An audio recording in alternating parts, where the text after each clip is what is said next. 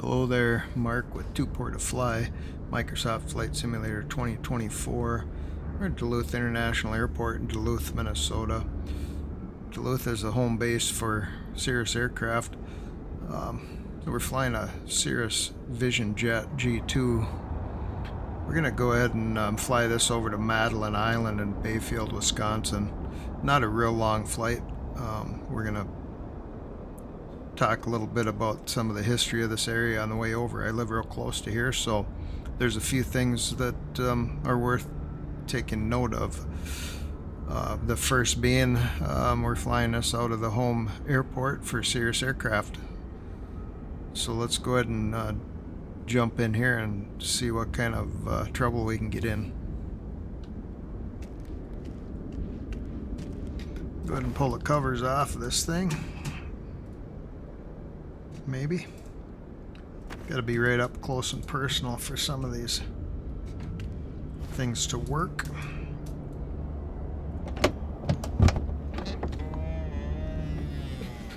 So once we get in the air, we'll talk about a little bit of history of the area, and we'll go ahead and fly this over and land in an island airport, and then we will actually take back off and pull the emergency caps chute system that comes standard, I believe, on all of Cirrus Aircraft. I think I could be wrong on that, but I think it comes standard. It's called the Cirrus Airframe Parachute System. Basically, you pull the chute if you have engine trouble or something, and it will drift you down to the ground. That's the plan, at least. Okay. Watch that door close.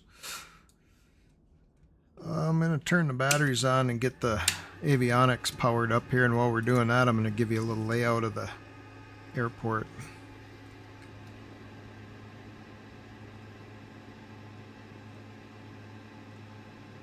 Pull up my Navigraph charts here. I'll go ahead and put this right on your screen so you can see just kind of an overlay of the Duluth International Airport. So we're right here on the ramp. Here's a Cirrus Aircraft production ramp here. Downfield just a little bit, you've got the FBO general aviation stuff, and then the main terminal where the passengers fly out of here. There's 4 jetways for passenger airplanes. Just north of that is the 148th fighter wing. F-16s fly out of there. So that's kind of fun when the F-16s come ripping across over top of my house or where I work. I typically try to get a peek at them when I can. I should come down here and watch them fly more often, but you know how that goes. Life gets busy and you just never quite get a chance to do some of the stuff I'd like to do. But anyways, so there is the layout of the Duluth International Airport. More than likely we will be taking off from runway 9 and heading east. Okay, let's get this back vertical and check out our checklist. Before starting engines, we got parking brakes set. Battery switches are on, generator switches are already on. We're going to start the engine, so strobe lights on to let the ground crew know what we're up to. Thrust level levers at idle. Brakes, hold brakes. Okay, this startup procedure is just so easy in this jet. We hit turn that to run, hit the start button, and we will be up and running. Okay, master oxygen switch is going to go on, and then the bleed switch will go on. I'm going to go ahead and initiate. Initialization is the word I'm looking for of my GPS. We got a caution we're going to get rid of there. my landing gear lever was up on my controller, so that's important. Okay, so we're gonna hit our fuel part of the initialization. We got to figure out how much fuel we've got on board from our flight plan. I'll have to look in here, mass and balance, go to fuel. Looks like I got 75 gallons in each tank, so 150 fuel. Enter, confirm, next. Now it wants our weight and balance, so the only thing I'm going to do is I'm going to add myself as a pilot at 140 pounds. And if you believe that, you're pretty gullible. Okay, I'll do 170. I'm still lying to you, just so you know. Yeah, and this is not, this pilot weight is not your goal weight, it's your actual weight. So it's not the weight you want to be, or that you think you should be, or that you're trying to get to. You need to put your actual weight. But seeing as how it's just a sim, I'm just going to put 170. Okay, enough of that nonsense. So now we've got all the check marks checked. This is called the initialization process. So you have to do this, I guess, in order to get rolling on this GPS G3000. The flight plan and the takeoff data was already in there from when I filed the flight plan, just from the front screen when I picked my destination and my origin airports. So that was already in there. Okay. Now for procedure, we're just doing a visual approach to Madeline Island, La Pointe, Wisconsin airport, whatever that airport's called. I don't even know the actual, I think it's La Pointe. But we want to land on runway 22. We're going to go straight in, load and activate. Okay, so that's in there. We're going to go to about, let's do about 6,500 feet. What did I do? I rocketed up to 10,000 feet there somehow really fast.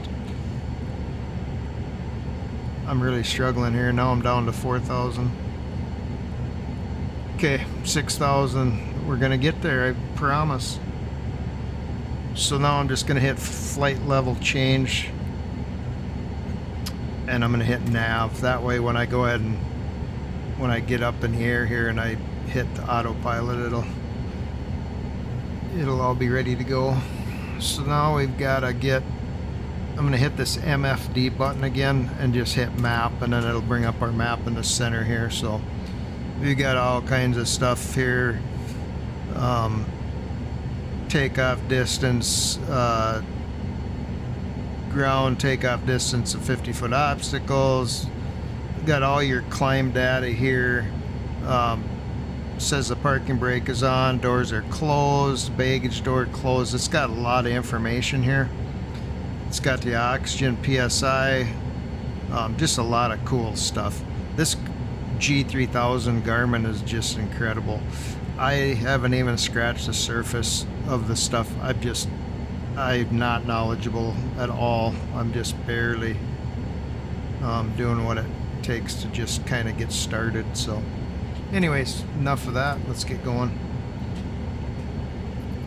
So now we're gonna go ahead and tune the ground and call for taxi instructions or permission, whatever you call it. Duluth ground, TBDF 25 Tango Papa Tango Foxtrot 25 with Kilo. Request taxi for takeoff. Departing straight out. TBTF 25 Tango Papa Tango Foxtrot 25. Taxi to and hold short of runway 9er using taxiway Delta. Contact tower on 118 decimal tree when ready. Taxiing. Hold short runway 9er using taxiway Delta. TBDF 25 Tango Papa Tango Foxtrot 25.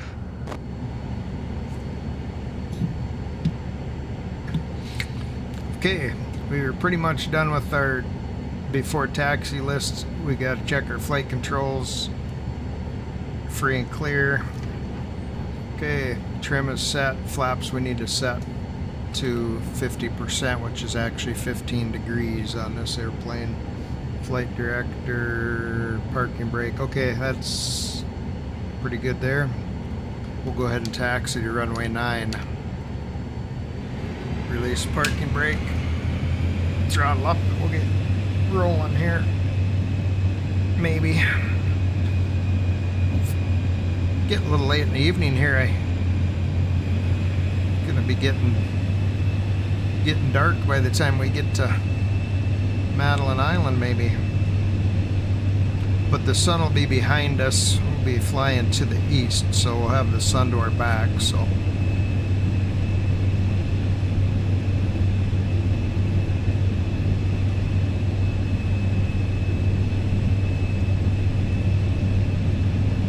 I always have a tendency to, instead of running down the center line like I'm supposed to, I'm always like I'm driving on a highway. Stand to the right.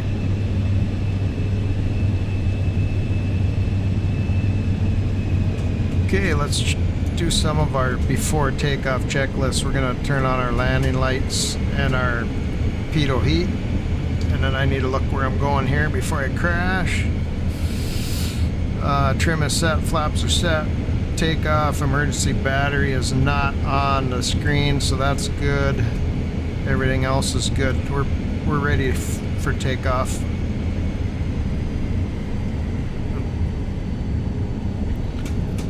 Gonna tune to the tower here.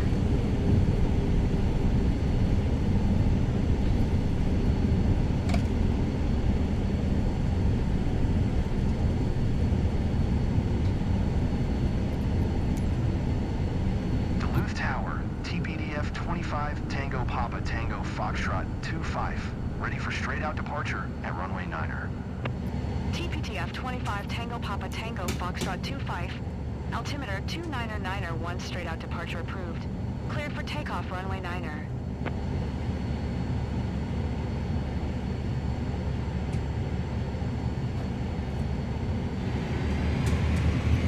Cleared for takeoff runway 9er. TBDF 25 Tango Papa Tango Foxtrot 25.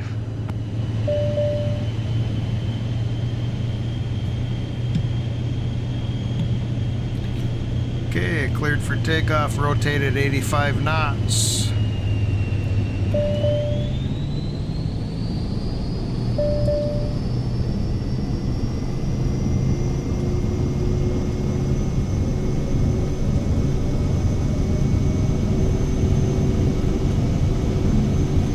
There's our 85 knots, rotate. Flaps up. Or I'm sorry, gear up. Now flaps up. Got that distinct clunk when the landing gear comes into its resting place. Okay, we just turned the autopilot on, so it's going to start finding its way here. We'll climb up to whatever I've got the altitude set at, 6,000 I guess. And it will follow the magenta line. Okay, everything's cleaned up. We're in pretty good shape here, I think. Flaps are up, gears are up. Everything looks good. Autopilot's working the way it's supposed to.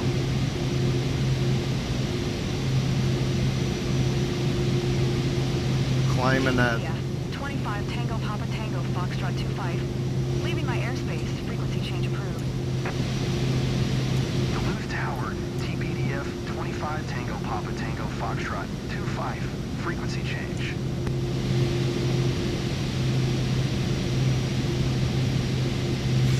Okay, so here's Duluth on a hill. Here's Park Point, goes out Canal Park. In real life, there's a lift bridge right here, and the big ships come in. We get 1,000-footers coming in, various other stuff too, but they come in and load iron ore and lime and all kinds of different stuff. So yeah, big ships come in this channel. Over here is Synovus Refinery. You can't really see the tanks, but there's a bunch of tanks here. There's a little airport right down here on Park Point. I can't think of the name of it now. Anyways, neat little airport. And then over here, and this is Superior, Wisconsin, across the bay from Duluth. There's a municipal airport. It's called Richard Bong Memorial Airport. So Richard Bong is a famous World War II ace fighter pilot, flew P-38s, South Pacific. I think he got 41 kills. He grew up just a little ways from here, like 15 miles away, I think, in a little town called Poplar, Wisconsin. So a little bit of history for this local area. Named the airport after him. They also have a museum in Superior, Wisconsin named after him. World War II museum. Unfortunately, he survived the war, but then he was killed as a test pilot, test flying a jet. It was a Lockheed P-80 jet. Something went wrong. He tried to bail out, was unable to bail out successfully, got killed. So I just read they recently found his airplane over in Papua New Guinea, I think in May of 2024. It's for sure his airplane. He wasn't flying it when it crashed. It was actually another pilot was flying weather reconnaissance of some sort with that plane. Had engine issues and he had to bail out, and the plane crashed in the jungle, and it had been there 80 years and before they found it. So anyways, that was just a little bit of history for the area that I happen to live close to. I know everybody's got a story for their local area. This happens to be my aviation story. Cirrus Aircraft, Richard Bong, famous fighter pilot. Figure if I'm going to make a video in a flight sim, I might as well be flying and talking about some of the history of this area. So that's what we're doing. Another little bit of information for this Bayfield, Wisconsin. We're actually going to land at a little town called LaPointe, Wisconsin, which is on Madeline Island. Madeline Island is one of the Apostle Islands. Bayfield is unique in that they have a lot of apple orchards there, and one of the reasons that it's successful for growing apples is because of the climate. Very cold climate up here, obviously. In the winters are brutal, and in the summer the lake makes the area cooler, but in the winter it actually makes the weather a little milder because of the lake. So it actually helps the orchards to be able to grow and produce a lot of apples because of the climate. So Bayfield has a huge Bayfield Apple Festival every year. But that's been going on for a long, as far as, who knows, in the 50s, I think. But anyways, just a little more history on the area that we're flying in today. We're gonna dial our descent down to about 3,400 here, hit FLC and throttle back. We'll start descending.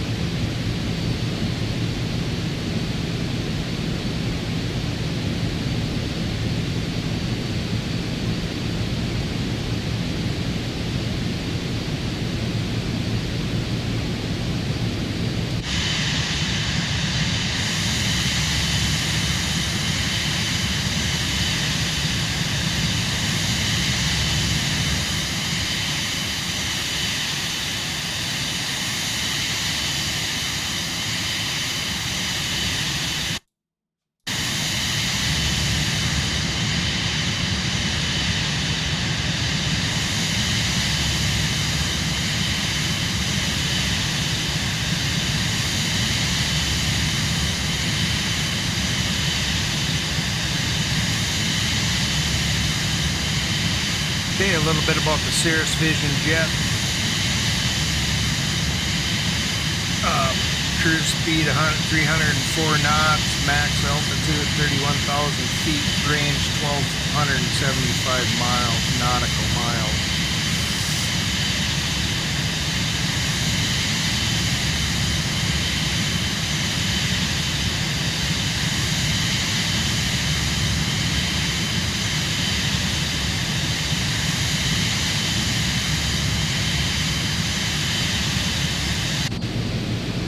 Okay, we better start concentrating on flying this thing now because we're getting pretty close. So, we're still descending, so our FLC is still lit up, so we're gonna just descend a little more. We're gonna put it at, set it at 2300.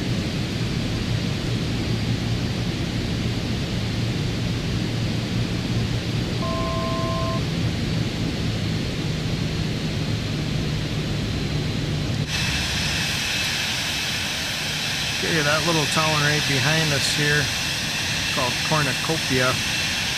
Just a little tiny town, but it's got a little marina here and a little cove comes in there, a little channel with a marina set up.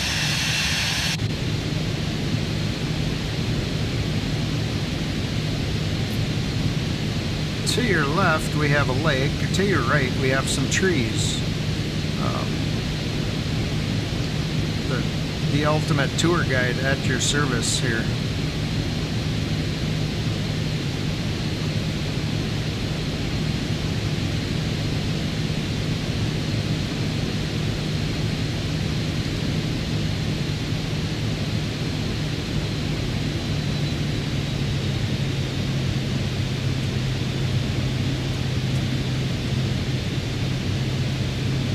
So as long as we're doing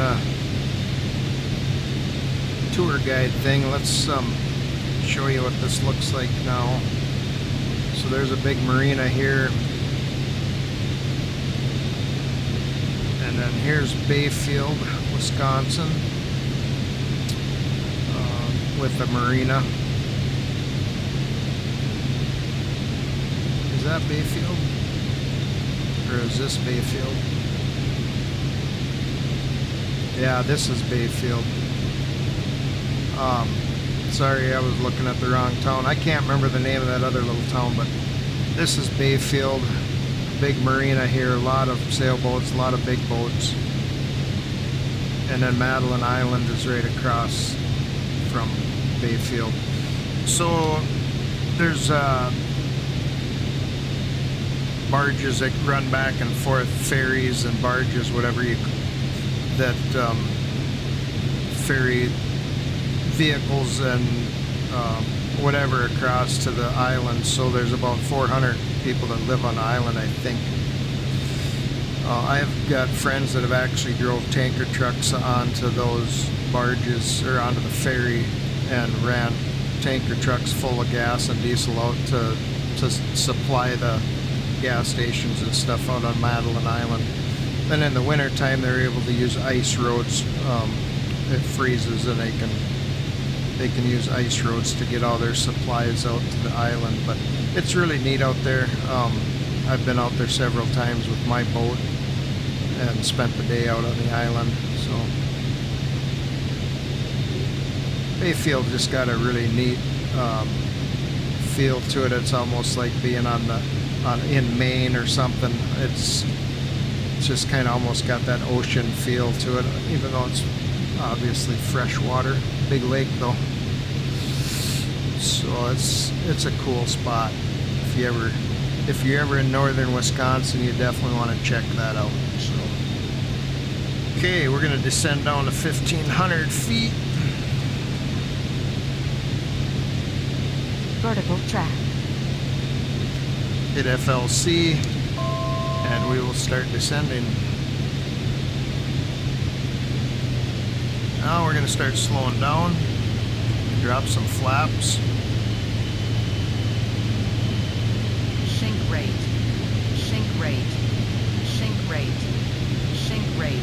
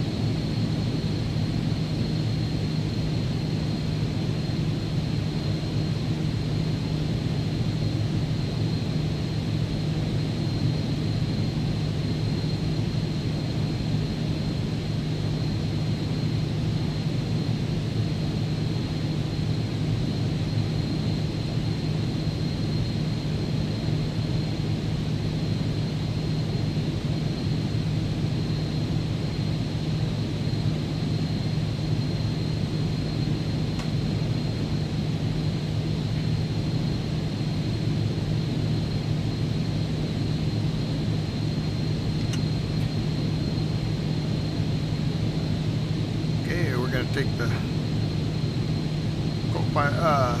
autopilot off and fly this thing down to the runway.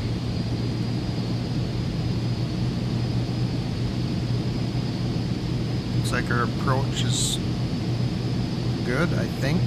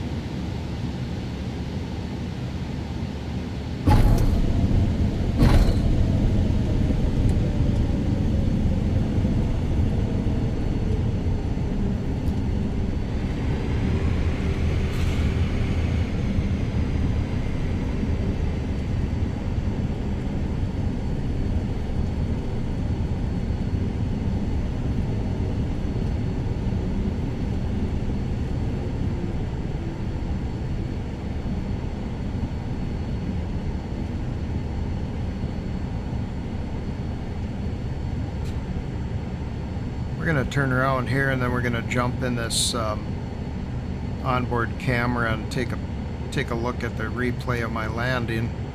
And then when we get done with that, we'll go ahead and take off and climb up to about 3,000 feet and pull the chute to show you how that works. But let's go in here. I'm going to stop recording. I'm going to save. And then I'm just going to replay our landing. So I'm going to jump outside of the plane here and kind of take a look at what this looks like from the side.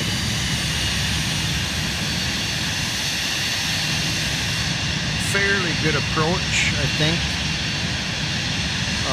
Landing wasn't perfect. I think I might have came back off the ground and bounced. We'll see here what it looks like from the side, but I don't think I had the speed quite right. Yeah, I was trying to let it settle in, and yeah, I did bounce it, but oh well, what do you do? I was trying to hold that front tire off, but you can't always have perfection. So here we're in recording. I'm going to go ahead and take control of the airplane again now. And so now it's back to my airplane, I believe. Yep, I've got brakes. So we're going to go ahead and raise these flaps.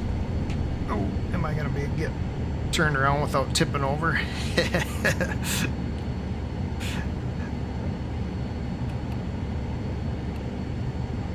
Okay, we want flaps at 15 degrees for our takeoff. I just looking things over. I think we're good to go here. Let's go ahead and take off again. We'll simulate the engine failure and we'll pull the chute and then we'll be done.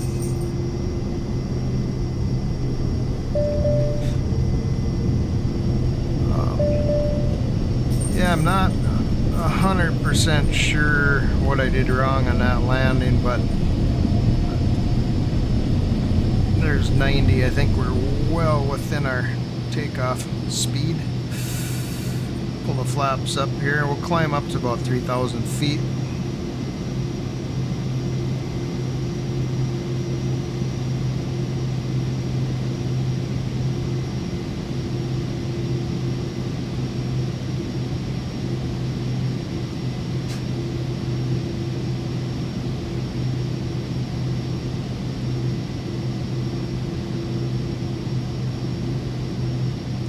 I don't think we have to climb that far. We'll climb to 2,500 or something and gonna go down here and hit level on the autopilot, level us out, and I'm just gonna pull back on the throttles. We're gonna simulate a engine failure on takeoff there or something.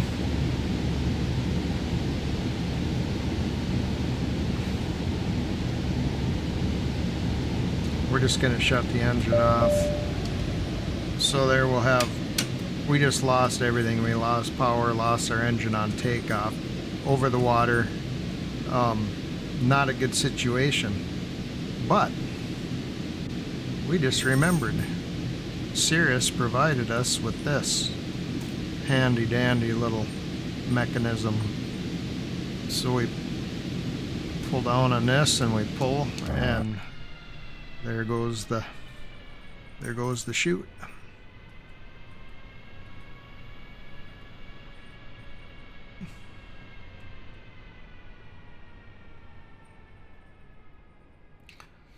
Now we get on the cell phone and call the Coast Guard and say we're going to be floating in the water here shortly. And that's better than crashing into the water.